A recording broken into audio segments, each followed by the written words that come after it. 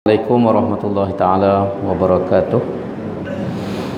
Alhamdulillah wassalatu wassalamu ala Rasulillah wa ala alihi wa sahbihi wa man tabi'ahu wa wala.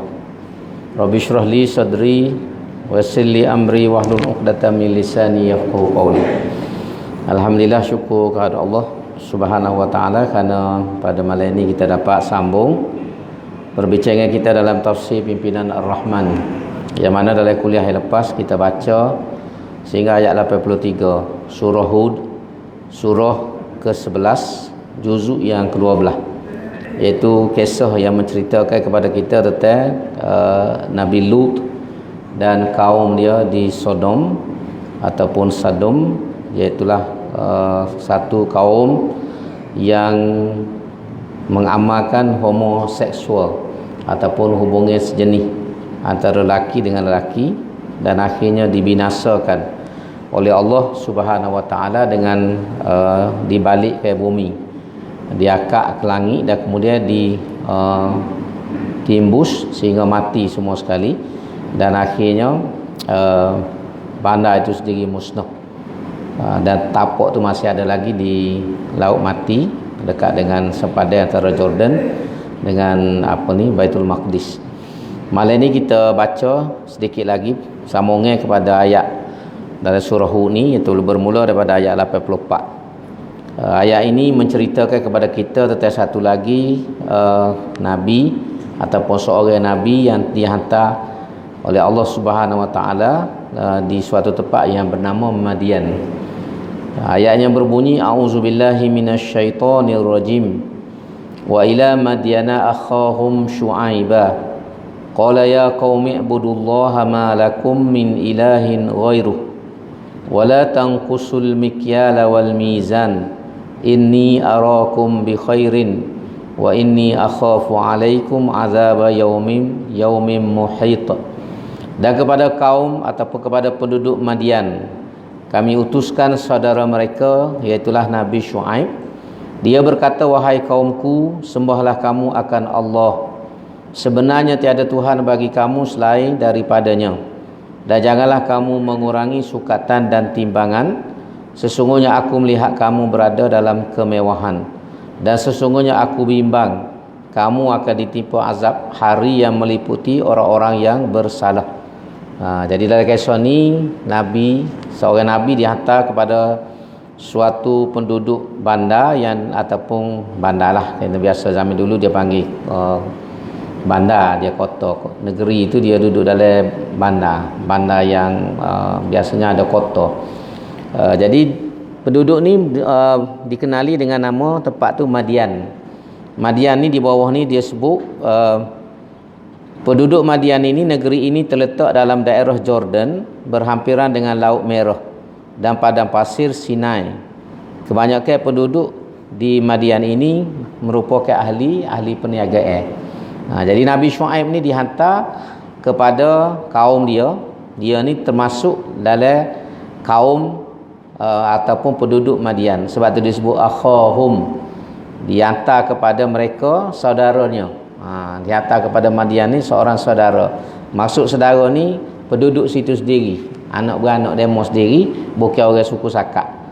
Berbanding dengan kisah Nabi Lut dulu, Nabi Lut ni mari daripada tempat lain, bini dia saja orang situ. Tapi Syuaib ni memang orang situ lah, penduduk tempat teh.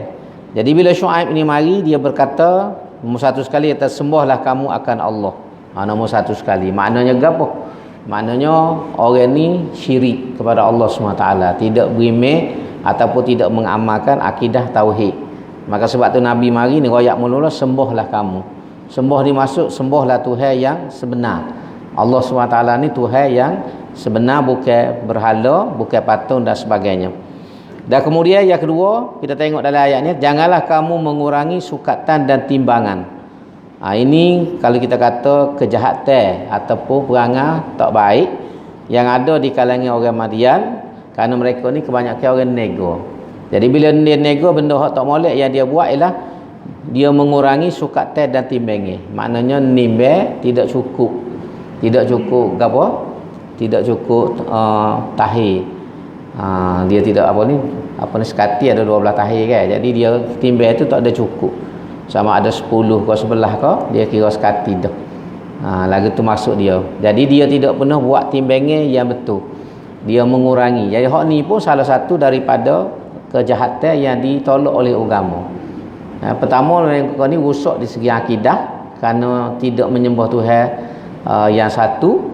Yang kedua ialah mereka ni rosak di segi muamalat perniagaan dia, dari segi ekonomi. Kalau kita guna bahasa lah ni, penyelewengan ni pertama dari segi akidah, yang kedua penyelewengan ekonomi, dalam ekonomi tidak ikut cara Islam.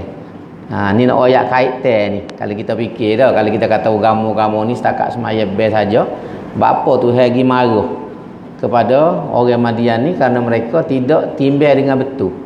Ni nak ayat kerja buat dunia ni ada kaitan dengan akidah kita, dengan agama kita.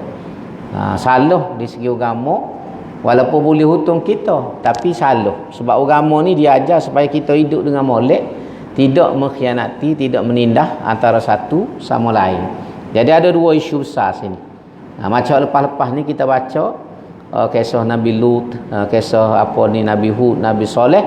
Orang ni ialah mereka ni menyeleweng daripada segi akidah, tidak berimeh dengan akidah tauhid, sembah berhala, sembah fenomena alam. Tapi Tuhan tak sebut gapo perbuatan dia yang lain yang menunjuk. Walaupun memang ada, kalau kita baca dalam huraian, ulama kata bukan makna demon ni tak buat benda lain, tak sembah Tuhan ya, tapi ada perbuatan-perbuatan lain juga. Tetapi fokus utamanya akidah. Hak ni Tuhan kait dengan ekonomi pula. Quran ni kait dengan ekonomi, iaitu mereka tidak menyempurnakan sukatan dan timbangnya.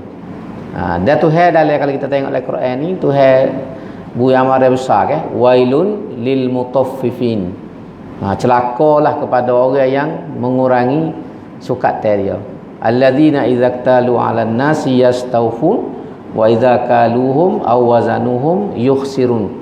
Orang mutaffifin ni Tuhan kata wailun, celakalah orang yang tidak menyempurnakan sukatan, iaitu apa? Allazi idza qtalu 'alan nas yastawfun, bila dia timbang barang orang jual ke dia, dia cukup molek 12 tahun itu sekati. Tapi bila dia jual barang dia kat orang, dia kurang mata racing. Tu lagu tu. Jadi orang lagu ni dipanggil al-mutaffifin. Dan Tuhan sebut dalam Quran tu wailun, celakalah. Ada setengah ulama terjemah wailun ni neraka wil. Salah satu nama neraka ni berdasarkan Quran dan hadis dipanggil neraka wail, neraka wil, atau kita Melayu sebut wil, ataupun wail. Jadi bila Tuhan kata wailun ni, ada ulama terjemah celakalah, ada ulama terjemah neraka wil lah. Jadi nak ayat beratnya perbuatan menguraikan timbangnya dan juga sukatan. Sebab tu bila kita nego dalam Islam ni, kita nego kena nego dengan betul, nego dengan jujur, jangan kita tipu. Ada orang boleh jadi di segi sukatan dia tidak tipu, tapi dia tipu lagu lain, tipu cara lain. Banyak cara lah orang nego ni, macam-macam cara dia. Kalau kadang dia jual yang murah, potongnya harga 50%, dia letak harga hak mahal. Jadi potong 50%, untung juga dia. Sekala dia jual RM1 contohnya, bila dia nak buat sale ni, jual yang murah, dia letak atas harga RM2. Jadi potong 50%, boleh RM1 juga ke dia. Ada juga versi lagu tu. Jadi kita tengok 50% diskaun, 70% diskaun, sokor dekat kita pergi beli. Kadang-kadang kita tak perasan, dia main rega. Jadi walaupun potong 50%, untung lagi lik dia. Untung lagi lik dia. Jadi nak ayat cara tu macam-macam. Jadi semua ni, kalau kita kait ni, semua dalam konteks ni, kata ulama, Tuhan sebut secara khusus mengurangi sukatan dan timbangnya. Kalau kita ambil maksud umum, makna segala penipuan, bentuk penipuan dalam transaction ataupun transaksi, ataupun dalam muamalat. Bahasa mudahnya dalam muamalat, dalam nego, dalam jual beli, dalam gapo-gapo kontrak dan sebagainya, adalah dicela dan haram hukumnya daripada sudut agama. Jadi gapo kita buat pun kena jaga, jangan sampai kita melanggar agama. Nak nego tak apa. Supaya orang setengah buat kan, buat jual bak ni sebut gandum banyak. Dalai obat tu. Obat tak ada belah mana. Hak berat sekali tai kambing. Dia gotel tai kambing dengan madu dengan nis paroyak bagus ni obat. Beli tu kat orang. Rupanya tai kambing. Nak perasa ke mana muka tak mamuh. Pakai telur 2-3 butir sekali makan. Dia kata 3 kali sehari. Jadi sedap kita 9 butir tahi kambing telur sehari. Ni ada benda ni berlaku. Nak oyak menipu tu macam-macam cara. Jadi orang ni kena beringat. Siapa-siapa yang terlibat dalam muamalah, apa sebut muamalah, sebab muamalah ni satu istilah yang umum. Dia termasuk kontrak jual beli apa semua ni, perjanjian dan sebagainya masuk dalam muamalah. Jadi muamalah ni kita kena jaga jangan sampai melanggar agama. Dan kemudian bila Nabi Syuaib sebut ni, dia kata inni arakum bi khairin. Sesungguhnya aku melihat kamu berada dalam kemewahan. Senang hidup pasal nipu tu lah. Kayalah. Tipu supaya gaul seming tak cukup seming. Gaul besi tak bubur besi cukup. Ni orang biasa kontraktor rumah. Kalau tak juruh tu, lagu tu lah. Patut dalam bing tu dia kena 3 putus besi. Dia berdua ya. Patut 4 dia buh 3. Sebagai contohnya. Kalau seming patut banyak ni, dia buh kurang. Lebih pasir daripada seming. Jadi bangunan itu tidak kukuh, tidak tahan lama. Ni semua nipu belaka. Harga tak kurang. Harga mahal. Tapi dia mengurangkan, kalau bahasa lain ni spek binaan tu dia kurang. Seperti gini contoh kita kata, kena ada pak batai besi pula besar-besar ni, dia buat ni pak juga tapi besar ni. Contohnya lagu tu. Jadi penipuan ni boleh berlaku dalam macam-macam cara. Jadi semua ni kalau kita kait dengan ayat ni dicela oleh agama dan salah hukumnya, boleh menyebabkan Tuhan turun azab. Tapi senanglah ngalakih ni. Nabi Syuaib kata inni arakum bi khairin. Mu nampak sedap hidup kaya mewah pasal mu tipu orang. Tapi dia kata wa inni akhafu alaikum azaba yaumin muhit. Aku bimbang, dia kata esok bila mari kiamat kamu akan ditimpa dengan azab. Ya, kamu tak boleh terlepas daripada azab tersebut. Jadi ini satu peringatan yang besar kepada kita, supaya kita ingat. Seterusnya dia sebut lagi wa ya qaumi auful mikyala wal mizana bil qist wa la tabkhasun nasa asya'ahum wa la ta'tsaw fil ardi mufsidin.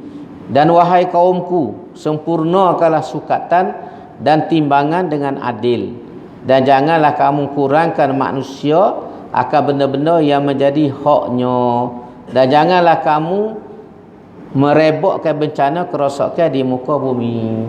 Jadi perbuatan kita menipu dalam muamalat ni, pertama Tuhan marah, yang kedua boleh menyebabkan berlakunya bencana. Contohnya kalau kita buat retak, kita busemi kurang, banyak pasir, besi kurang, retak tu kemungkinan besar akan rutuh. Bila rutuh kan, tidak boleh nyakit orang. Itu dia katakan kerosakan. Berlaku kerosakan. Kita buat contohnya buat jalan. Ni ada kontraktor buat jalan. Jalan ni dia ada spek dia. Pasir banyak mana lapis, berapa lapis. Tapi kadang-kadang dia bubuh tak sapa. Sebab itulah bila highway contohnya, kita banyak jumpa highway kan, bos siap tak ada setahun 2 tahun jadi berombok lah. Jalan atas tu supaya duk alih laut. Apa? Pasal boleh jadi tak cukup. Bari kena bubuh bawah. Pasir ke batu, sebab kalau kita baca dalam buku ni dia banyak lapis. Start dengan gapo bubuh, lapis, lepas tu selapis barulah tubik minyak tak. Jadi kalau tak cukup tu boleh menyebabkan jalan tak tahan lama. Kapung pula. Buat jalan kapung, banyak projek kapung. Tak ada 3 bulan tumbuh rupuk atas minyak tan. Tu pasal apa? Pasal tak cukup minyak tan lah tu. Minyak tan dia pun nipis ya. Akhirnya tumbuh rupuk. Jadi akhirnya jalan sepatut orang guna lembu pakat pergi gomo pasal rupuk panuh. Ni nipu, orang panggil nipu lah. Dan semua ni dosa. Berdosa makan pitih kan kalau kita kecek kasar, pitih haram. Sebab tu beringat kalau kita jadi kontraktor ke apa, kena jaga barang-barang ni. Biarlah hutang sikit pun daripada kita mendedahkan diri kepada azab. Dan ni banyak memang kalau kita nak sebut macam-macam cerita lah. Kita macam cerita kalau orang jual pasir ni tipu doket. KJN ni wisolori sodoket dia panggil. Doket ni istilah doket. Doket ni ketah lah bila lalu dia kena tunjuk. Kalau 10 butir 10 lori 10 butir. Dia potong stek pun habis. Jadi hak patut 10 jadi 20. Pakai dia gilir doket. Tak tunjuk temu tak jalan, wi kat kawan tu. Kawan tu gitu tunjuk. Jadi so doket dua tipu juga. Boleh pitih lah kaya-kaya tapi gak makan barang haram. Kalau kita sebut gini orang marah lah. Tapi itulah yang berlaku pun. Kajian tahu. Tapi nak berkah tu payah. Nak pegang tu payah. Tahu benda tu berlaku. Tapi nak cari bukti, nak dare tu payah. Payah. Tapi kajian tahu. Banyak benda-benda penyelewengan ke apa ni. Kajian memang ada maklumat. Cuma nak ambil tindakan tu payah. Muka dia pandai kan. Demo ni lebih pada Batman ke apa semua. Cerdiknya dia ni. Tu lebih dia. Tapi saya sebut ni nak suruh kita ingat. Bila-bila kita cari nafkah, kena ingat hal-hal haram. Jangan hidup fikir nak utuh saja. Orang jadi kontraktor, orang jual pasir, orang buat minyak tar, orang buat bangun ni, orang buat gapo nego, walaupun kedai runcit biasa pun kena ingat supaya jangan kita lakukan benda-benda yang haram yang boleh menyebabkan esok susah. Atas dunia boleh jadi senanglah kita. Kaya, rumah besar, boleh bini ramai, pakai kereta besar mewah, tapi esok. Esok nak pergi mana kita, nak lepas mana? Lebih lagi bila kita tipu KJN ni dia pergi amanah rakyat. Dia jaga harta rakyat. Pasir sungai tu KJN tolong jaga gear rakyat. Bukan hak KJN. Balok dalam hutan, hasil bumi mineral ni kita jadi KJN ni, kita tolong jaga hak rakyat. Tiba-tiba orang tipu KJN. Bila dia tipu KJN, dia sebenarnya tidak tipu KJN, dia tipu rakyat. Sebab ada setengah ulama kata kalau kita buat gini tak lepas dosa kita. Pasal kita kena minta maaf dengan semua orang yang ada. Ada setengah ulama sebut gitu. Kalau rakyat Kelantan ni ada 2 juta, kalau ada mana-mana kontraktor ataupun siapa-siapa tipu KJN, dia nak lepas, dia kena minta maaf dengan 2 juta orang. Tak bila nak lepas tu. Tak okey kita nak masuk dalam TV Istihamah ni, tipu doket selama 5 tahun dah. Jadi nak minta maaf dengan semua rakyat Kelantan. Nyebidah demo. Ni orang bidah TV baru orang bidah lagi. Jadi nak lepas ke mana tu? Ni ada ulama berpandangan amus petik ya. Sebab dia kata kita khianat bukan khianat KJN, bukan khianat ke menteri besar, bukan khianat ke esko, kita khianat kepada rakyat sebutin negeri. Pasal itu harta rakyat. KJN ni tolong jaga ya. Ambil cukai, ambil hasil, wi balik ke rakyat melalui projek. Melalui projek buat jalan, buat retak, sediakan kemudahan awal tu cara kajian wi balik ke rakyat. Wi balik. Tiba-tiba kita ni pergi khianat barang tu. Nak makan kita sorang, nak boleh untung kita sorang. Jadi beratlah kerja. Sebab tu pakak-pakak ambil perhatian lah benda lagu ni supaya kita tidak terlibat. Kita terlibat sebab kerana benda ni akan mendatangkan bencana kepada kita. Dan sini dia sebut bila buat lagu tu dia kata menyebabkan berlakunya bencana, merebaknya bencana. Sebab macam tadi kan kalau kita buat bangun ni tidak cukup spek, pasir seming apa semua, dia utuh. Bangunan sepatut bertahan 30 tahun, dia boleh utuh tak sampai 30 tahun. Pegawai pun lagu tu juga, kalau pegawai salah guna kuasa pun masalah juga. Kalau kita kait dengan pegawai, contohnya gapo. Berlaku dulu ingat apa 10 tahun 20 tahun lepas runtuhnya Highland Towers di Ulu Kelang. Sebab runtuh Highland Tower tu dia ada 3 kan bangunan runtuh. So lah ni orang tak duduk habis tu. Apa sebab dibuat di kawasan slope. Dia slope ni ada kan 45 darjah, ada 50 70 darjah. Jadi dia ni ada peraturan kita nak bangun ni di tebing. Dia tak boleh lebih daripada berapa darjah dia, hangpa tak ingat. 40 tak boleh lebih pada 45 ke berapa dia tak boleh. Dia bila curam tu dia tak memegang. Tapi luluh juga projek tu. Projek tu luluh tak tahulah sebab apa. Mungkin kerana tekanan politik ke ataupun pegawai makan rasuah ke. Masa buat tu tak ada ke satu lah, tapi selepas berapa tahun? 10 ke 20 tahun tiba-tiba runtuh. Takdir tu hai runtuh. Runtuh tu kerana tadi lah. Kerana diluluskan pembangunan tempat yang tidak sepatutnya luluh. Gambar mana mati? Highland Towers tu mati. Lepas tu akhirnya tinggal gitu bangunan. Tinggal bangunan. Tak nak ayat bila kita menyeleweng. Kita buat salah ni boleh jadi hari ni tak nampak. Tapi 20 tahun kemudian, 30 tahun kemudian tubik cerita. Dan bila kita baca laporan, betul-betul memang tak patut luluh projek tu. Tapi luluh. Tapi tak tahu muka bagi lepas. Orang jom luluh pun mati dah. Engineer yang terlibat pun mati. Jadi nak buat ke mana? Tu contohnya lagu tu. Jadi sebab itulah benda-benda gini kita kena jaga. Kita kena pakat jagalah bila kita ada jawatan kedudukan, kita pakat beringat. Jangan duk mikir untung saja sehingga akhirnya manusia ataupun orang lain menjadi mangsa di atas kejahatan kita. Kita terlibat dengan orang ni, kita nak lepas payah. Kalau kita baca oleh kitab pun, kita buat salah kita dengan Tuhan, mudah minta ampun. Misalnya kita buat benda yang salah, tak semaya contoh, waktu kita dengan Tuhan, tak puasa, lebih mudah kita minta ampun sebab Tuhan ni pengampun dan penyayang.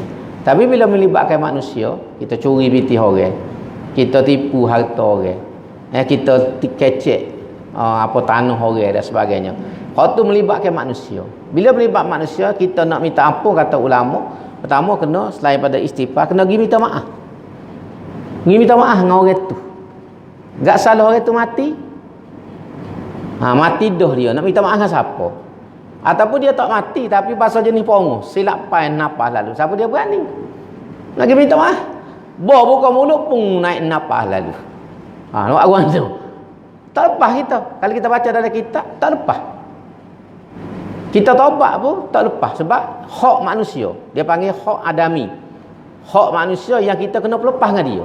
Hak dengan Tuhan, Tuhan ni pengasih, penyayang. Insya-Allah kalau kita minta teriak ke apa, Tuhan ni dia ampun. Sebab Tuhan ni dia tak ada sifat dendam dengan dia.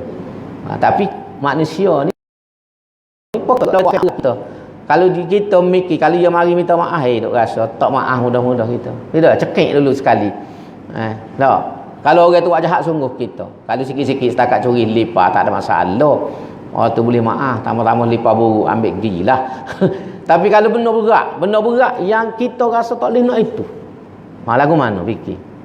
Bukan senang tengok Nabi sendiri kan, bila pak saudara dia kena bunuh, Hamzah bin Abdul Muttalib dibunuh dalam perang Uhud. Lepas tu berlaku peristiwa Fatuhu Makkah, pembukaan kota Mekah. Wahsy ni hak bunuh pak saudara dia ni masuk Islam. Wahsy mari jumpa Nabi, minta maaf dengan Nabi, minta ampun atas kesilapan dia bunuh Hamzah. Nabi maaf, tapi Nabi kata jangan duduk di Madinah. Mana Nabi berat nak terima tu. Maaf lah. Muka Nabi, tapi dia kata jangan duduk di Madinah. Selagi aku hidup, jangan masuk Madinah. Aku tak boleh tengok mukamu. Tengok mukamu aku teringat Hamzah aku kena bunuh. Jadi aku minta aku maaf kesalahanmu ni, tapi mu kena tubik. Tubik. Tak duduk. Wahsy ni tak balik ke Madinah. Sehinggalah Rasulullah sallallahu alaihi wasallam wafat. Bila Nabi wafat barulah Wahsy ni balik. Balik teriuk pergi kubur Nabi. Nak oyak berat bagi nak maaf ni bukan bagi kecil. Tapi kerana dia Nabi dia maaf, tapi nak tengok muka tak boleh.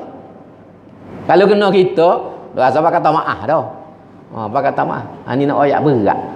Sebab tu bila kita buat khianat ke manusia, buat jahat dengan manusia, beban ni tu berat. Nak selesai tu berat beban ni. Dengan Tuhan ni pengasih penyayang. Orang tidak serupa Tuhan. Orang ni tidak serupa Tuhan. Jadi sebab tu beringatlah kita nak buat silap dengan manusia. Sebab nak lepas esok payah. Di akhirat belum tentu lagi kita kata tak apa di akhirat aku minta maaf. Belum tentu dia maaf. Kali dia tak maaf, selok nak gimana? Selok kita nak gimana di akhirat. Jadi sebab tu kena beringatlah bagi nama sebut ni diri hamba sendiri dan kita semua supaya kita berhati-hati dalam hidup kita ni. Jangan kita mudah sangat nak buat apa-apa. Ni tak nak kecek orang mudah, nampak orang bodoh sikit kak, kita bakal nak kecek lalu. Ramai pasal lagu tu. Mula cerita pinjam PT di bank. Awak hari buat cik. Hari IC ke apa ambo tolong kira. Buat personal loan. 10,000 orang ada 10 orang. Mocik ni boleh lah 1,000. 1,000 2,000 makan ke dia habis. Pas mocik ni kena ambak ke bank. Bank cari muka nama kawan tu. Dia je kira. PT makan ke dia. Dulu ada gege pula. Oh, belah-belah orang kena. Buat personal loan, ambo tolong cari PT ke bank. Orang ni pun betul ke apa? Betul lah. Mak bui IC. Lulu tapi tak PT tak boleh. 10,000 tu boleh lah 500, 1,000 ke dia. Hak lain kau tu makan habis. Buat lagi gaib patak kau tu. Jadi pas ni be cari dia ni nama mocik ni nama pakcik. Oh cakap teriak rumah. Ni contoh-contoh berlaku dalam masyarakat. Jadi pakak-pakak beringat kita. Jadi lepas tu Tuhan kata bila dia bersabda wala ta'sau fil ardi mufsidin baqiyatullahi khairul lakum in kuntum mu'minin wa ma ana alaikum bihafiz. Jadi Nabi Syuaib sambung lagi, limpah kurnia Allah kepada kamu lebih baik bagi kamu daripada yang kamu ambil secara haram itu, jika betul kamu orang-orang yang beriman. Maknanya hak Tuhan sedia kita ni lebih baik lagi daripada kita nipu. Nipu ni memang betul besar lah. Sekali mari gak boleh, tapi kesal dia tu berat. Azab duk tunggu kita. Tapi hak Tuhan cedek walaupun boleh jadi nampak sikit, tapi hak tu selamat kita. Tuhan kata aku jamin rezekimu. Jamin rezekimu, hidup kita senang mudah. Hak tu lebih baik walaupun tidak banyak. Tidak banyak. Sebab kita kalau kita memikir kan, setengah orang sungguh nak jadi kaya. Kalau kita tengok dalam huraian ulama-ulama, dia kaya ni nak gapo? Hak pentingnya keperluan hidup kita cukup. Hak tu paling penting. Kalau kita kaya pun, nombor satu belum tentu senang. Ada orang kaya tapi tidur tak jenera. Duk bimbang macam-macam. Orang ngopok dia, orang curi dia. Jadi kaya tu tidak menyenangkan dia. Buat pagar tu gak habis, beruk nak ukah pun tak boleh. Buat pagar. Pak solatik pengawal, tidak kesusah hidup. Jalan sampai 5 orang kawal dia. Ki kaya. Baik kita sesok ni pula melengger, tak ada gas satu. Anak oyak bukan bila-bila tu bila kita kaya hidup kita senang. Pas duk bimbang ke orang colek. Anak ke orang buat gitu ke orang buat gini, tidur malam tu gak penuh CCTV. Pas ke dalam jambe. Jadi tak senang hidup. Memang hidup tak senang. Pas kalau mari penyakit pula gak tak ada nilai sikit abuk kaya. Dia kecil mani, darah tinggi, gaut, sakit jatuh. Jadi piti banyak nak agak apa? Nak agak apa piti banyak kalau kita mikir mudah. Dan nak makan gaut. Nak makan jatuh, nak makan kecil mani, nak makan darah tinggi, akhir kelipah, roti cicah tawar. Nak makan roti dengan air teh ya. Dan nak makan muka lain nyakit. Jadi tak ada nilai kaya. Nilai kaya tu tak ada nilai sikit abuk. Maka sebab tu ada ulama dia kata baiklah kita ni nombor satu minta sihat dengan Tuhan. Minta selamat, yang ketiga rezeki kita ni biar cukup ya. Tidak mesti kaya tapi cukup. Gapo kita nak boleh, gapo kita perlu selesai. Padahal dah. Kalau kita baik dengan orang pula, tak ada pitih tak apa, orang belanja kedai kopi. Orang belanja kedai kopi. Ni pitih tak ada, gaya yang lebih. Siapa nak belanja kalau agak? Tu nak ya contoh mudah cara memikir. Jangan kita baca dalam tulisan-tulisan ni memang ulama-ulama orang cerdik sebut benda-benda nak suruh kita faham. Kecuali kalau kita kaya ni kita boleh sedekah, keluar zakat, tolong orang, bantu anak yatim, tolong janda gapo. Tu cerita lain lah. Cerita lain tu baguslah kaya sebab kaya kita tu boleh manfaat kat orang. Tapi kalau kaya ni kedeku kaya tapi pergi kedai beli ikan mata merah. Dekat orang nak tutup kedai dah baru pergi. Pakai selipar pula ikat dengan tali rupiah. Jadi baik tak usah kaya, baik kaya lah sini. Jadi tu contoh mudah baik. Jadi sini dia kata baqiyatullahi khairul lakum. Limpah kurnia Tuhan itu lebih baik bagi kamu jika kamu benar-benar beriman, dan aku bukanlah orang yang menjaga dan mengawas perbuatan kamu. Bawah ni dia sebut huraian dia, yakni kata Syuaib ini, aku hanyalah menyampaikan perintah-perintah Allah. Jika kamu mematuhinya, selamatlah kamu di dunia dan akhirat. Dan sebaliknya jika kamu mengingkarinya, maka buruklah balasan yang akan menimpa kamu di dunia dan di akhirat. Itu maksud dia kata lagu tu, wa ma ana alaikum bihafiz. Aku ni bukan orang yang menjaga dan mengawas perbuatan kamu. Maksudnya aku tolong royak, patut atas mung lah. Mung nak turut, kalau mung turut buat molek, selamat. Kalau mung lawan, mung buat tak molek, nah lamungnya esok. Ataupun atas dunia lagi Tuhan tunjuk. Dan kalau kita perhati kan, betul nak kata siapa-siapa. Kalau kita perhati, kita rajin perhati dalam hidup.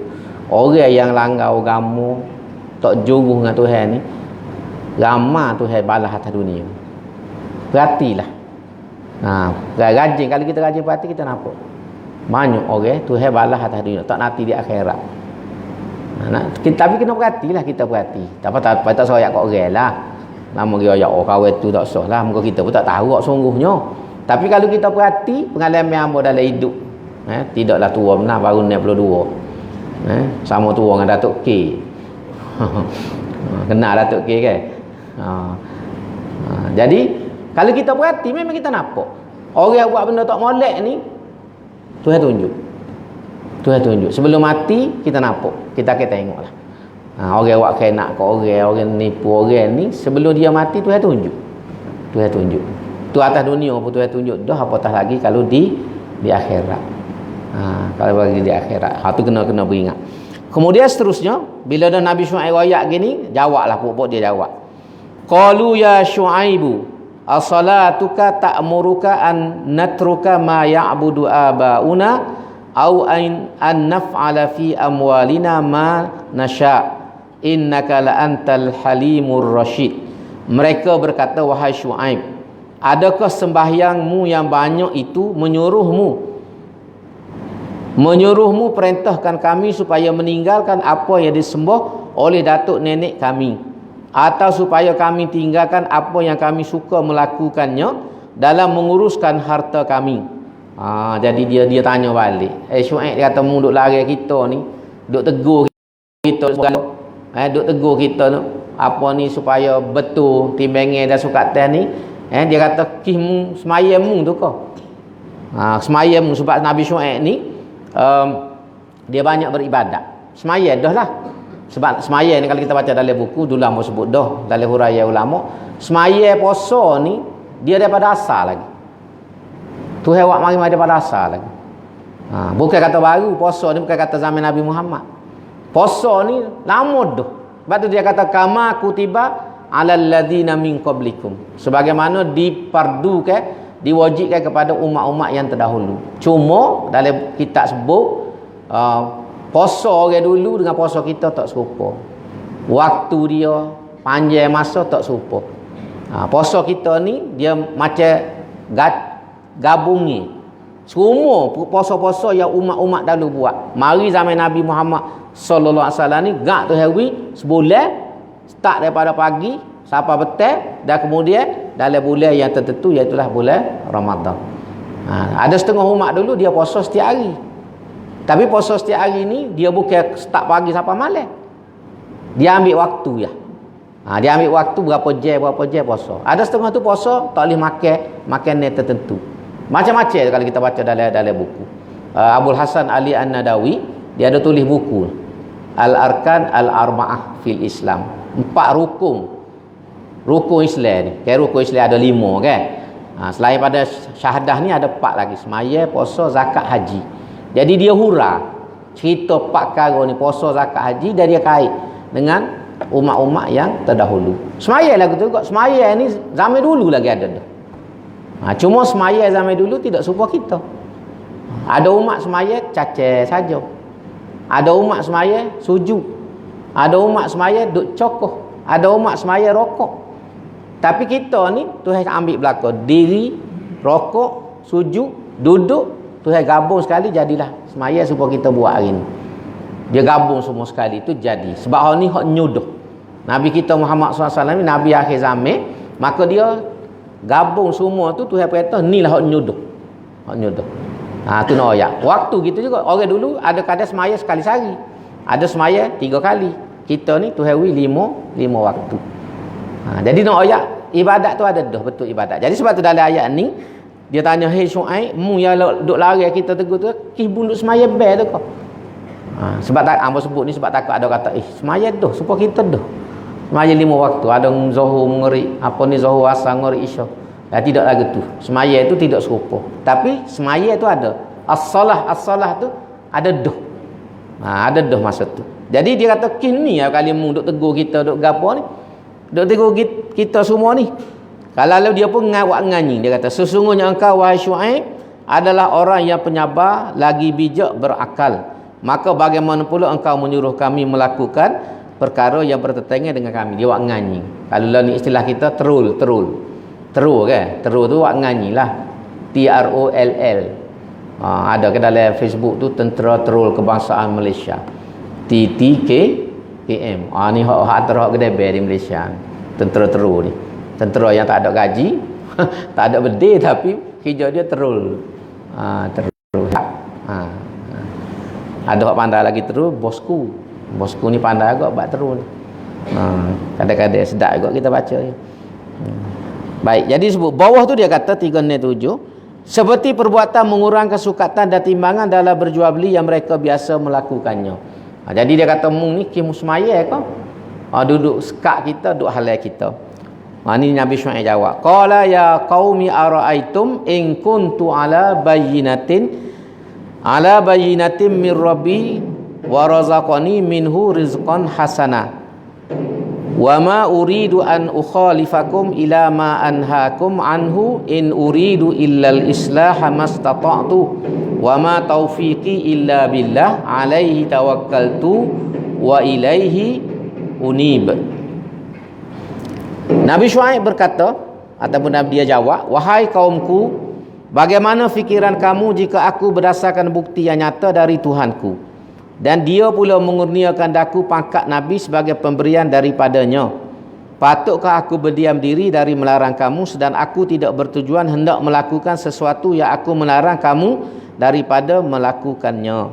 Aku hanya bertujuan hendak memperbaiki sedaya upayaku, dan tiadalah aku akan beroleh taufik untuk menjayakannya melainkan dengan pertolongan Allah.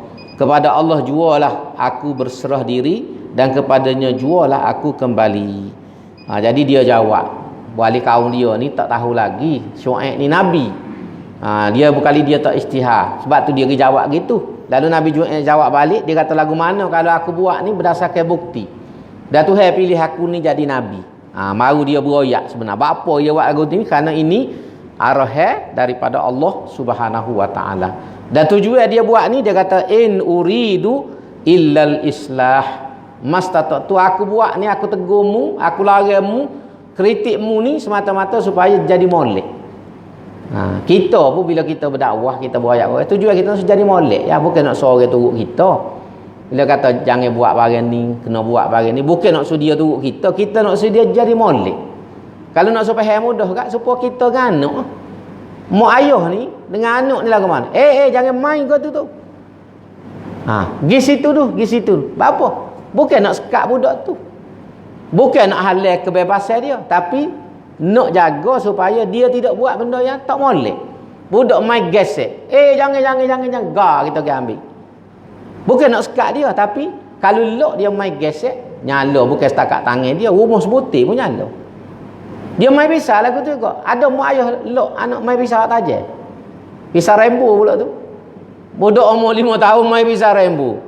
Lok tak lok, cepat-cepat orang gagal rapah. Apa? Pasal nak suruh jadi molek lah. Jangan bi kerak tangan, jangan bi tikar perut, jangan bi cocok kok si.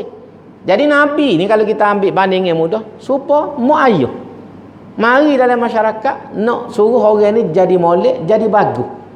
Walaupun orang rasa susah dengan dia kerana dia tegur gotu lari kan, tapi bandingannya gitu. Kita dengan anak kita. Sebab tu anak ni ada kena suruh, ada kena lari. Kalau ni lepas saja anak, bukan cara kita didik anak. Ada setengah ada kata buat style putih. Putih lok belaka. Tak leh lagu tu. Dia bodoh, dia tak dia akal dia tak cukup. Jadi kita sebab tu kena ada lari, kena ada piak, kena ada marah. Tapi kita tu putih jangan marah tak leh anak, lari tak leh anak. Penat tu ya bodoh jadi metor tak tu kalu. Lah ni lagu tu ya penuh jadi sekolah ni bagi ambo lah, minta maaf kalau orang marah kat ambo pun. Tapi ambo rasa antar pucuk je penuh masyarakat kat kita di sekolah tu ambo kerana tak boleh tegur. Tak boleh tegur, tak boleh larang, tak boleh piak.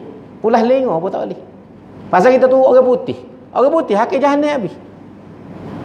Kita mula ya jadi boleh jadi orang kena masjid kena apa. Okey ayah kita pulas lengo. Ayah kita marah kita. Dia tidak lepas saja ada benda dia suruh. Ha molek awal. Molek. Tapi ada benda jangan buis putih. Tapi hari ni bila kita turut skedoh orang putih, siapa hari ni akhir tengok masyarakat kita hari ni. Tak boleh tegur, tak boleh gapo. Allah Tuhan kata.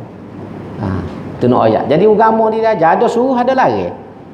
Jadi kita tu orang putih, kita tu tak turut Quran. Tu masalah kita. Kita ni percaya benar kat orang putih. Asal sebut orang putih kat Allah. Biar tak masuk akal pun. Tu nak ayat punuhnya kita pasal kita tak ada rega diri. Kita tak ada rega diri. Agama ni nak ajar kita supaya ada harga diri. Tapi kita tidak rasa dengan agama kita. Sebab tu kadang-kadang kita pandai genuh ya. Ajar agama, ajar Quran dengan hadis pasal kita rasa orang putih cerdik. Orang putih tu orang sebab kita bodoh juga. Bukan kata tahu putih cerdik, bodoh. Bukti bodoh ke apa tengok? Lanja bogel tempat orang. Tidak bodoh man. Tak kira tempat seronok lanja. Tak cerdik ke mana lagu tu? Bukan cerdik orang lagu tu. Bukan model kita hebat putih model apa pasal tunjuk tiuk, tunjuk luar dalam, tunjuk bulu hari-hari. Kalau lagu tu model kan orang asli dalam hotel model lagi. Dia tak pakai apa satu. Orang asli dalam hotel luar tak pakai apa. Tidak model dia pada kita. Kalau kita kira model tu kan lanja. Tapi tak ada lah ni orang asli hak jenis tak pakai apa satu tu. Kalau ada dengan kita apa pening. Tapi sampai dulu tahun 60 biasa. Kalau dalam hotel tu orang-orang kita panggil orang asli. Bukan nak hina dia. Tapi memang biasa. Tak pakai baju. Tak pakai luar. Mandi kat pecah habis. Mekah tahun 60 tu orang Indonesia pergi Mekah. Mandi tepi jalan belajar bogel. Tanya orang tua-tua tu. Supaya budak-budak. Pecah baju, pecah luar. Mandi tepi jalan. Jatuh tin tu. Tanyalah orang tua-tua tu. Kalau ada lagi orang tua. Hak pergi Mekah tahun 60. Ada lagi. Nak ayat setara tu. Pergi Mekah dah tu. Tanya nak mandi kat pecah baju. Pecah luar tidur jatuh tepi jalan tu. Mula supaya budak-budak. Allah kita dengar apa cerita. Tapi masa abang gitu tak ada lah. Kalau ada kita ambil gambar atas sini. Tapi tahun 60 tu orang tua duduk cerita. Setara tu orang nak oyak. Manusia. Nak oyak. Lah ni boleh kata tak ada. Dalam Alhamdulillah. Alhamdulillah. Tapi nak oyak tu lah. Jadi sebab tu ukuran kita, ukuran agama. Ni kita kena betul benar terutama dengan anak-anak muda hari ni. Ukuran kita ni mesti ukuran agama. Quran dengan hadis. Kalau kita mengaku kita Islam, jangan kita guna ukuran lain. Ukuran lain ni kita boleh pakai kalau kena dengan Quran, kena dengan hadis. Jangan kita ukur kita dengan Karam Singh Valia. Dengan Mother Teresa bagi contoh. Orang ni orang bagus, tapi mereka ni bukan model. Bukan ikut teks kita. Bagus orang ni. Mother Teresa ni terkenal. Orang yang banyak membuat sumbangan kepada masyarakat orang miskin, terutama di India, Mother Teresa. Karam Singh Valia ni orang yang kuat jaga ala sekitar di Malaysia ni. Patung dia, patung agama. Orang bagus, saya tidak kata tak bagus, tapi kita orang Islam tidak sepatut menjadikan orang-orang ni sebagai model kita. Model kita orang beriman ni Rasulullah sallallahu alaihi wasallam. Semua benda ni pelagak dengan Nabi. Hari ni kita betul kata habis sajak jadi ikon. Bagai contohnya, tidak pernah belakang bagian. Tu contohnya. Pelakon kita jadikan ikon. Siapa kita bela, buat salah pun kita bela kerana ini ikon saya. Idola saya. Pun janilah kita. Jadi sini kita kena pakat betul. Nak pakat. Agama aja dah daripada awal tu. Quran aja dah surah Azab. Laqad kana lakum fi Rasulillahi uswatun hasanatun. Manusia yang paling sempurna Nabi. Tak ada cacat, tak ada celah. Jadi kalau kita nak jadi model, nak jadi ikutan, Nabi lah. Manusia biasa ni, Tok Alih kau apa dia bukan sempurna. Sebab tu kita tak boleh turut 100%. Walaupun dia orang alim, ada kelemahan dia, ada kekurangan dia. Kita tak boleh puja dia. Tapi orang yang kita boleh turut betul-betul, tak ada salah, tak ada silap, Nabi seorang. Nabi Muhammad sallallahu alaihi wasallam. Tu pun tak boleh puja. Puja salah juga dalam Islam. Kita turut berdasarkan contoh yang dia tunjuk kepada kita. Tapi kalau siapa kita puja Nabi, supaya siapa kita pergi lebih pada sepatutnya, siapa perekat supaya orang Kristian buat kepada Nabi Isa, menjadikan Isa ni sebagai anak Tuhan, waktu dia perekat memuja, waktu tak boleh dalam Islam. Ni ada panduan berlaku. Tapi hari ni, waktu saya sebut ni, sebab kita bimbing generasi muda kita, dia bagus, dia nak cari benda molek. Generasi muda ni biasanya idealist, orang putih panggil idealist, nak cari benda molek. Ada idealisme dengan dia, tapi dia tak jumpa jalan. Dia tak jumpa jalan pasal dia besar di tempat-tempat yang tidak sepatut. Pendidikan dia gapo, akhir dia tewing dalam dia ada list, dia nak ni kerajaan ni bersih, kerajaan ni bertanggungjawab, good governor, bagus benda-benda tak ada rasa betul. Tapi mana rujuknya? Kalau kita kata taksir Rasulullah tu, mana rujuknya? Kita kata kerajaan ni mesti good governance, mana rujuknya dia? Kerajaan ni perhati rakyat, mana rujuknya dia? Situ kena betul. Ni rojoknya komuni, rojoknya sosialis, tak betul dah lah. Rojoknya kita Islam, rojoknya kita Rasulullah sallallahu alaihi wasallam. Pemimpin yang paling baik, yang ideal, yang bersih, yang trustworthy apa semua Nabi. Kajian yang bagus ni kajian Rasulullah sallallahu alaihi wasallam dan sahabat. Tuhan sebut apa ni, Nabi sebut dalam hadis kan, khairul qurun qarni summal ladzina yalunahum summal ladzina yalunahum. Sebaik-baik kurun ini, zaman yang paling baik kata Nabi ialah qarni, zaman aku hidup. Summal ladzina yalunahu, kemudian hak selepas tu. Summal ladzina yalunahu. Jadi ulama terjemah 300 tahun yang pertama dalam sejarah Islam, the first 300 years. Kecik putih sikit. Takut kata ustaz tak erti. Ni ngapa 2-3 hari takut salah. 300 tahun yang pertama itulah 100 tahun zaman era Nabi, 100 tahun zaman sahabat, 100 tahun zaman tabi'in. Dah ada setengah ulama, dia Nabi dengan sahabat dia kira era yang sama. Era kedua ialah tabi'in, yang ketiga tabi'at tabi'in. 300 inilah best model. Model yang terbaik untuk manusia, terutama bagi kita orang beriman. Jadi kalau kita nak kecek tentang good governance, tentang apa ni trustworthy, apa semua ni, kita kena rujuk 300 tahun ni lah. Jangan rujuk barat, jangan rujuk tradisi Kristian, jangan rujuk sosialis, jangan rujuk liberalisme. Rujuk ke kita ni sejarah Islam. Sandaran dia Quran dengan hadis. Hak ni hak anak-anak muda hari ni tak jumpa ni. Cita-cita bagus, idealisme baik, tapi tak jumpa jalan. Tu masalah besar. Kita orang tua ni kena pimpin. Kita kena tunjuk jalan kepada dia, supaya dia jalan atas jalan yang betul, bukan hanya setakat dapat good governance, kerajaan yang baik, tapi mendapat redha Allah. Kerajaan bagus macam mana sekalipun, kalau tak ada redha Tuhan, nak gimana? Sebab tu dalam istilah Quran dia sebut baldatun thayyibatun wa rabbun ghafur. Dia kait lalu. Baldatun thayyibah, negara yang makmur yang bagus. Tak ada rasuah, rakyat dijaga, tak ada tekanan cukai yang terlalu tinggi, pemimpin yang jujur. Masuklah kau tu baldatun thayyibah. Tapi yang kedua yang penting, wa rabbun ghafurun, mendapat keredaan Allah Subhanahu wa taala. Nak dapat redha Tuhan, kena duduk atas dasar Islam. Kalau duduk atas dasar sosialis, Tuhan tak redha, walaupun molek. Duduk atas dasar komuni, Tuhan tak redha. Supalah kita kata orang bukan Islam juru, tak curi, tak kena orang, widemo pula ke masjid, tapi tak ada nilai. Juru dia tu kita hormat. Dia tak kena orang, tak tipu orang, tapi dia tidak Islam. Kita hormat juru dia, tapi nilai tak ada. Nilai tu tak ada. Sebab esok di akhirat tak ada apa satu, pasal mung tidak Islam. Mung tidak berimej. Juruh mung tu hanya untuk mung saja, mung tak boleh nilai apa satu. Tak ada faedah di akhirat. Tu kita kena faham situ. Sebab tu kita duduk atas agama. Sebab agama ni dia juruh di dunia, di akhirat boleh pahala. Boleh pahala di akhirat masuk syurga. Sini kita jadi nana banyak hari ni. Sial kadang-kadang ke budak-budak muda, generasi muda hok nak bagi molek. Pasal dia tak jumpa jalan. Dah tak ada orang pimpin dia. Jadi kita siap. Kita tahu ada, sebab saya pun dah muda juga. Bukan mari-mari umur 60 lalu. Mari daripada muda belaka. Kita zaman muda ni idealisme kita tinggi. Nak gitu, nak gini, nak belaka. Tapi biar jalan tu biar betul. Jalan hak betul ni jalan nabi-nabi lah. Sebab tu kisah Nabi ni penting. Sejarah perjuangan Nabi ni penting untuk kita faham supaya kita tidak lari daripada jalan. Kalau tak kena jalan ni, tak seroyak jauh lagu mana pun, tamu tak pakai apa menyusuh.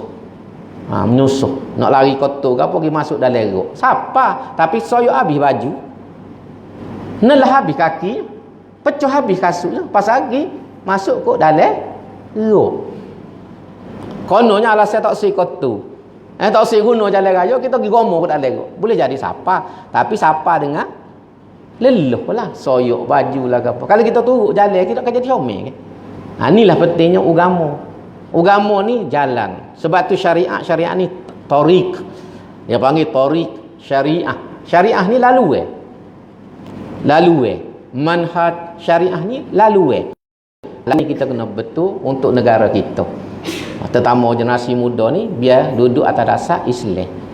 Selesai masalah banyak. Walaupun kita kata ada orang agama pun kena. Kena tu orang bukan agama. Jangan kerana seorang dua tak juru, ustaz tak juru, ulama tak juru, kita kata tak pakar, tak leh. Tak leh lagu tu. Ni setengah kat ustaz tu terlibat dengan maksiat, tak boleh pakar ustaz. Kalau terlibat tu dia apa agama habisnya? Kalau setara ustaz menyebabkan habis ustaz tak pakar, kalau tidak ustaz, semua tak pakar seorang abu. Tidak gitu kalau kita nak main waktu. Kalau tak ustaz tu lagi berat lagi. Jadi kita ni bila sebut ustaz, tak pakar belakang ustaz, tengok ustaz ni gitu, ustaz ni gini. Ustaz 2-3 orang tu ya. Kalau tidak ustaz, habis licin tak pakar belakang kalau kita nak main wabalo. Situ kita kena faham. Jadi lah ni orang cuba tanya, dalam minta maaf ambil masa sikit. Orang cuba tanya dalam kepala lah ni, terutamanya barat, dia main cara lalu, dia nak suruh orang kita, orang Islam terutama tak si kau ulama. Dia bui gambar buruk tentang ulama. Sebab tu bila ada orang alim, orang agama buat silap, besar habis. Seolah-olah habis semua orang jahat berlaku. Tapi orang lain buat jahat, berita pun tak tubik. Gambar pun tak ada. Ni khianat. Perancangan halus busuk. Sebab dia tengok kekuatan Islam, kekuatan umat Islam duduk dengan orang alim. Amo tidak kata orang alim ni sempurna, maksum. Dia manusia seperti kita. Tapi inilah benteng agama. Kekuatan Islam duduk situ. Tengok dulu bila penjajah serang negara-negara Islam, termasuk negara kita Malaysia. Hak pertahankan akidah ummah ni, Tok alim, dia bina pondok. Pondok itulah Islam ni dijaga. Akidah dijaga. Kalau tak ada pondok ni, amo rasa tak ada orang Islam hari ni. Tapi kerana ulama-ulama ni berkubu. Dalam tulisan Osman Muhammadi dan sebagainya disebut, ulama-ulama kita di Nusantara, di Afrika, di Timur Tengah ni, mereka berkubu di pondok. Tempat kita dia panggil pondok pesantren. Di sana dia panggil ribat. Kalau sebelum macam Yamin apa dia panggil ribat. Ribat ni tempat-tempat ulama berkubu. Dia nak berlawan secara terbuka dengan penjajah tak boleh. Dengan orang kafir ni tak boleh, maka dia bina benteng. Benteng itulah ialah pondok-pondok, ribat, zawiyah. Kalau di Afrika dia panggil zawiyah. Kalau sebelum Yamin apa ni panggil ribat. Jadi duduk situlah mempertahankan akidah ummah. Kerana demo ni lah kita hari ni kena Islam lagi. Kalau tak ada orang-orang ni, tak tahu mana kita hari ni. Tak tahu mana. Jadi barat dia kaji belakang barat ni. Dia tahu kekuatan ummah. Nombor satu kekuatan Islam duduk dengan Quran. Sebab tu dia kona Quran macam-macam. Dia pertikaikan Quran supaya kita tak percaya Quran. Tu bik cerita orang tak pakai Quran zaman lah ni. Kita zaman moden lah ni pakai Quran apa? Tu Quran ni wak ngaji tanya orang mati. Baca Yasin malam Jumaat, tanya ngaji baca 40 ke apa tu ya Quran. Lebih pada tak ada dah Quran. Jadi Quran yang menjadi hidayah kepada ummah, membangunkan ummah negara, ilah cerita. Jadi lah ni pun kita kata sendiri, pakai apa Quran zaman moden ni. Orang Islam dia kacau lagu tu. Orang tak pakai ada hukum Quran zaman lah ni. Zaman moden. Barat berjaya dah tanya tu. Yang kedua kekuatan duduk dengan ulama. Sebab ulama ni pegang agamanya, jun tafsir juhurah, maka dia timbulkan, dia panggil tashkik. Menimbulkan keraguan orang kepada ulama. Ulama ni begini, ulama ni orang seperti kita, ulama ni gini, akhirnya tak percaya kat ulama. Lebih lagi dengan adanya Google, semua benda boleh balik dalam Google. Ustaz dia Google. Rujuk ke dia Google. Orang alim tak boleh pakai. Bila hak ni berjaya, Quran dia berjaya dah, hadis dia pertikaikan, Hadis ni hadis tak boleh pakai juga. Hadis ni macam apa kasih amak mula siapa nulis buku. Tolak hadis. Bila orang Islam tolak ulama pula cukup habis selesai. Akhir tak ada gapo Islam. Tak ada gapo satu Islam. Akhir jadi sepuluh di barat. Barat tu orang tak percaya ke gereja, tak percaya ke padri. Tak percaya pada sebab agama Kristian ni Quran sebut doh. Dia ada zaman dia. Agama Kristian, agama Yahudi dalam Quran ni ada zaman dia. Takat tu ya. Tuhan hantar Nabi Musa untuk Bani Israel. Tuhan hantar Nabi Isa untuk Bani Israel. Baca dalam Quran tersebut wa rasulan ila Bani Israel. Tu ulang tu. 2 3 kali 4 tersebut wa rasulan ila Bani Israel. Mission Nabi Musa dengan Nabi Isa ni hanya untuk the people of Israel. Kita kali kedua guna bahasa gereja. Untuk orang Israel ya. Dia bukan untuk manusia. Tapi Nabi Muhammad ni dia kata apa? Wa ma arsalnaka illa kafatan linnas. Kami tidak hantar kamu wahai Muhammad illa kafatan linnas, kepada semua manusia. Tuhan tidak kata hantar ke orang Arab. Tuhan tak kata hantar ke orang Melayu. Tuhan kata kafatan linnas, seluruh manusia. Makna ajaran Islam ni hak Nabi Muhammad bawa hak akhir ni untuk seluruh manusia di dunia. Tak kira bangsa, tak kira keturunan, tak kira tempat. Hak ni yang barat hari ni